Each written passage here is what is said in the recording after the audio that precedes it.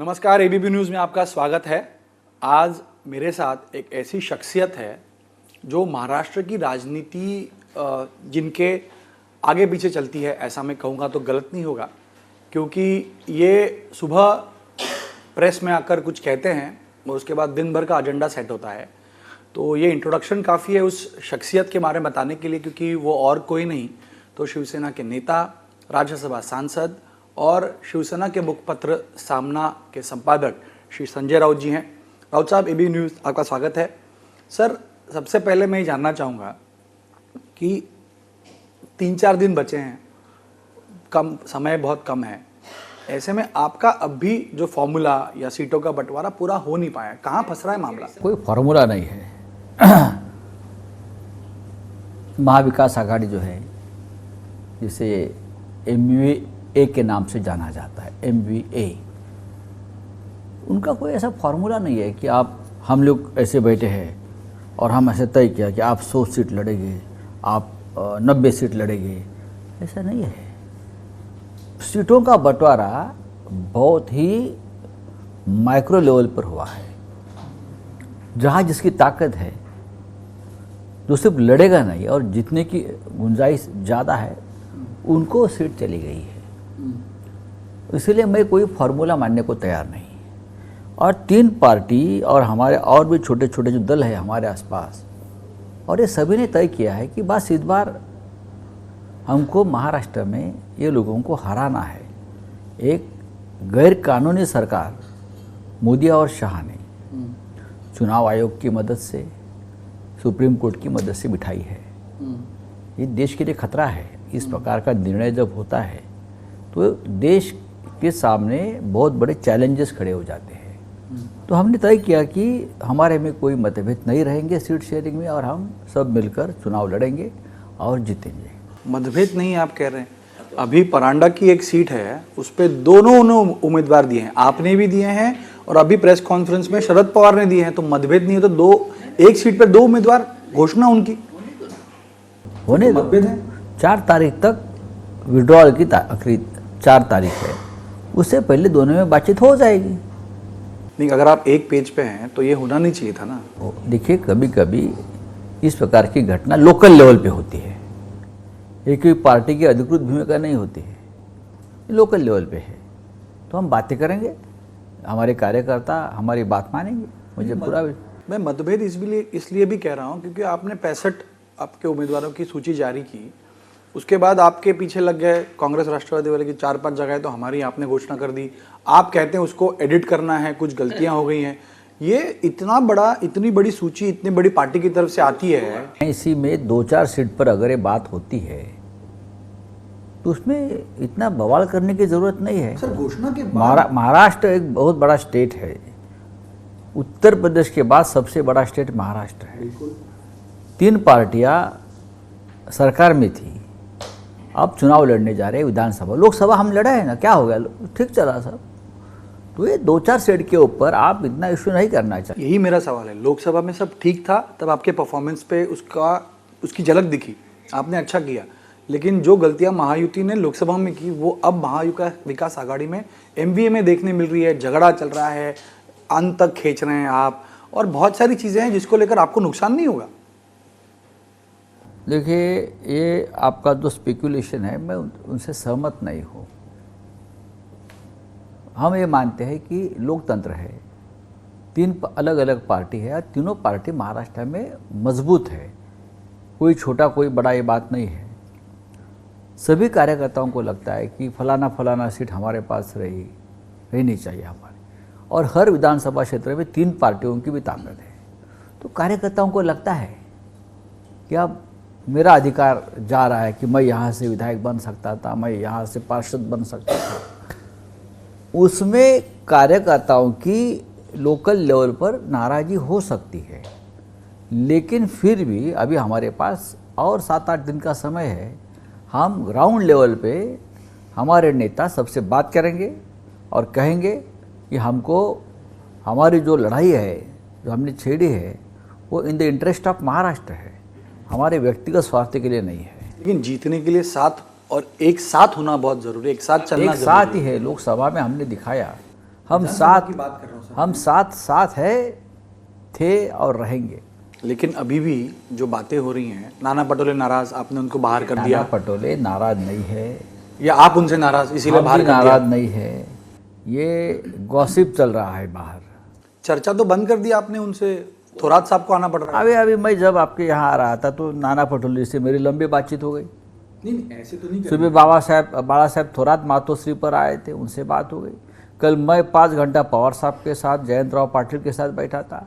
ये मीडिया में स्पेकुलेशन है। लेकिन आप जिस तरह अपनी बात मनवाने के लिए पूरी तरह, आप या उद्धव ठाकरे साहब दोनों जिस तरह ताकत लगाते हैं, आपने कांग्रेस को झुका दिया, ऐसा एक चित्र नहीं बन रहा नहीं, है। कोई किसी के सामने झुका वो नहीं। 100 के ऊपर जा रहे थे तो आपने उनको पीछे लाया। नहीं, सब तीनों पार्टी बराबरी में है। लेकिन वो तो कह रहे हैं ना कि लोकसभा में हमने 18 में से 17 सीटें लाई, लोकसभा में भी आपने उनको दबाया, 22 सीटें ली लेकिन 10 ही आई। अगर कांग्रेस को हमसे 2-4 सीटें ज़्यादा मिलती है तो हमें दुख नहीं है, ये आप छोड़ दीजिए, शायद मिल भी सकती है। उसमें क्या है, एक थोड़े ऊपर लेके जाना है, सब लेकर स्वर्ग का दरवाज़ा खुला होगा। नहीं, आखिर अंकों का गणित है ना। आप जितनी सीटें लाएंगे वही मुख्यमंत्री बनेगा, स्ट्राइक रेट अच्छा होगा, मुख्यमंत्री बनेगा। ये महाराष्ट्र में ये गणित नहीं चलेगा, सीटों के ऊपर मुख्यमंत्री बनेगा नहीं बनेगा, ये नहीं होता है। अगर ऐसा गणित अगर कोई बनाता है तो एक दूसरे के सीट गिराने में कार्यकर्ता लगते हैं, अपना अपना आंकड़ा जमाने के लिए। इसलिए हमने ये सीटों का गणित बंद कर दिया। यानी कुछ भी हो, मुख्यमंत्री उद्धव साहब ठाकरे ही होंगे। देखिए, आप मुझसे ये बुलवा रहे हैं कि मेरे मुंह से ऐसे कुछ बात निकले, लेकिन मैं ये ज़रूर कहूँगा कि महाराष्ट्र की जनता चाहती है कि उद्धव ठाकरे मुख्यमंत्री बने। इस राज्य की जनता चाहती है, तो आप कैसे रोक सकते हैं किसी को? नहीं, राष्ट्रवादी कांग्रेस के लोग भी चाहते हैं वो उनका मुख्यमंत्री बने, तो आप कैसे रोकेंगे उनको? उनके पास अगर कोई इस प्रकार का चेहरा होगा तो तुरंत जाहिर करना चाहिए, हम उसके ऊपर विचार करेंगे अभी से। है ना, नाना पटोले हैं तो कांग्रेस के हाईकमांड जो दिल्ली में है, जो उनका विधायक का चयन भी वो करते हैं दिल्ली में, उनकी working committee, central screening committee होती है, आज बैठी थी वो, बराबर ना। तो अगर मुख्यमंत्री का चेहरा भी वही तय करते हैं, तो अगर कांग्रेस हाईकमांड ने अनुमति दी है किसी का नाम चलाने की, तो जरूर कहिए, सामना में कल फ्रंट पेज पे आ जाएगा। तो आपने चर्चा तो की होगी उनके साथ में? हमारी उनसे जो चर्चा है वो हमारे में रहेगी। मतलब उन्होंने बोल दिया कि कुछ भी हो बाद में? मैंने ये नहीं कहा है, चर्चा होगी वो हमारे पास रहेगी। नाना पटोले ने उनके पोस्टर्स लगे विदर्भ में, अच्छी बात भावी है, मुख्यमंत्री के। उसमें क्या है, लगाने दो ना, आनंद लेते हैं लोग, आनंद लेने दो। सर, आप जिस तरह आगे बढ़ रहे हैं, लेकिन एक तरफ आपके सामने भाजपा है, आपके सामने आप ही के साथ रहेगी, जिनके बाद शिवसेना चली गई है, एकनाथ शिंदे हैं, अजीत पवार हैं। उन्होंने जो योजनाएं लाई हैं उसके आधार पे वो चुनाव जीतने की पूरी तैयारी योजना है। 50 लाड़की बहन, 50 खोके एकदम ओके, ये सबसे बड़ी योजना है उनकी। महाराष्ट्र में 3 साल से एक योजना जोर से चली, 50 खोके एकदम ओके, पैसा लो खरीद लो। अब लोगों को भी तो पैसे दे रहे हैं, महिलाओं को दे रहे हैं, किसानों को दे रहे हैं। अरे भाई, महाराष्ट्र की आर्थिक स्थिति इतनी खराब है, ओवरड्राफ्ट पर स्टेट चल रहा है, ओवरड्राफ्ट के ऊपर। सरकारी कर्मचारियों को देने की पगार के सैलरी के पैसे नहीं है, कहाँ से लाएंगे पैसे ये लोग? तो ठीक है, आप जाकर देखिए मध्य प्रदेश की आर्थिक हालत क्या है, जहाँ जहाँ योजना चलती है। लेकिन फिर भी अगर जनता को लाभ है तो हमारी सरकार भी ये योजना जारी रखेगी। लेकिन इस देश को, इस राज्य को एक आर्थिक शिस्त लगाने की ज़रूरत है, वो हमको लगाना पड़ेगा। करप्शन रोकना पड़ेगा, लूटमार रोकनी पड़ेगी, और वो पैसा इस योजना में हमको डालना पड़ेगा। यानी आप भी कंटिन्यू करेंगे? करना चाहिए, अगर जनता खुश है। जनता को ये पता नहीं है कि राज्य की हालत क्या है, जनता को, महिलाओं को ये पता नहीं है पैसा कहाँ से आ रहा है, उनके खाते में पैसा जा रहा है, वो लोग खुश है। वो अपने आप को कॉमन मैन कहते हैं, मैं सीएम हूँ, मैं कॉमन मैन हूँ और मेरा एक्सेस है, और इस एक्सेस की वजह से ही जनता चुन के देगी। अच्छी बात है। इसके लिए फिर बार बार जो गुवाहाटी में जाकर पशु हत्या हो रही है ना मुख्यमंत्री पद बचाने के लिए, उस बारे में भी थोड़ा खुलासा होना चाहिए देश के सामने।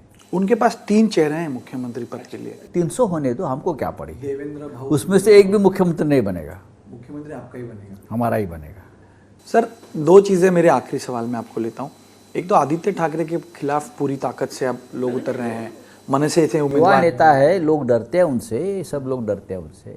दर दिन भ्रष्टाचार का एक एक विषय एक्सपोज कर रहा है आदित्य ठाकरे, उनके मुंह पर कालिक लग रही है, लोग डरते हैं उनसे। युवा नेता है हमारा, कैसे हराएंगे? जैसे क्या बोलते हैं, डॉन को पकड़ना क्या मुमकिन नहीं, मुश्किल ही नहीं, नामुमकिन है। सही है, आदित्य ठाकरे को हराना मुश्किल ही नहीं, नामुमकिन है। लेकिन एक और ठाकरे रेस में है जिसको आपने मदद नहीं की। स्वागत है उनका अमित राजनीति ठाकरे की बात में, करें। डेमोक्रेसी में। अगर कोई लड़ना चाहता है चुनाव, चाहे हमारा घर का हो या बाहर, वो तो हमारे परिवार का लड़का है। तो आपने मदद क्यों नहीं की? कि वो मदद क्या होती है? उनके राज ठाकरे ने उम्मीदवार दिया नहीं था आपके? वो बीजेपी के उम्मीदवार है, कैसे मदद करेंगे हम? अच्छा, मतलब मन से भाजपा के लिए साथ काम करें। डेफिनेटली बीजेपी को हम कैसे मदद कर सकते हैं? जिस हमारे एक्शन से बीजेपी को मदद हो, ये पाप हम कैसे कर सकते हैं? आप मुझे बताइए। यानी आप उम्मीदवार वापस नहीं लेंगे आप अपना? ये आपकी क्या ज़बरदस्ती है कि जबरदस्ती नहीं है, मैं इससे सवाल। मैंने कहा ना, ये ऐसी कौन सी नौबत आ गई महाराष्ट्र में कि चुनाव नहीं होना चाहिए? जैसे कि पंडित नेहरू खड़े हैं क्या चुनाव में, या डॉक्टर बाबा साहब अम्बेडकर जी खड़े कि नहीं बाबा अम्बेडकर साहब खड़े हैं, पंडित नेहरू जी खड़े, इंदिरा जी खड़ी है, तो हम सबको मिलकर अभी कुछ निर्णय? ऐसा नहीं है ना, बच्चे लोग हैं, चुनाव लड़ते हैं, लड़ने दो। हाँ, मेरा आखिरी सवाल आपसे, कितना कॉन्फिडेंट है आपका पूरा कैंपेन? जो नैरेटिव आप सेट करते हैं लोगों में, किस तरह आप ले जा रहे हैं? जनता हमारे साथ है, राज्य को बचाना है, महाराष्ट्र को बचाना है, महाराष्ट्र की इज्जत को बचाना है, शिवाजी महाराज की इज्जत को बचाना है, बस। और ये कौन बचाएगा? कौन होगा मुख्य? हम बचाएंगे, हम बचाएंगे। जनता के मन का मुख्यमंत्री होगा उद्धव ठाकरे, और कौन है? तो ये थे संजय राउत जी, जिन्होंने अपनी ही शैली में हमसे बात की और आने वाले चुनाव में महाविकास आघाड़ी की जीत पक्की है ऐसा विश्वास दिखाया। और जनता के मन के मुख्यमंत्री उद्धव ठाकरे हैं, और सरकार अगर आती है तो उद्धव ठाकरे मुख्यमंत्री होंगे ऐसा भी उनमें विश्वास दिखाया। फिलहाल रुकते हैं यहीं पर, अभी के लिए नमस्कार।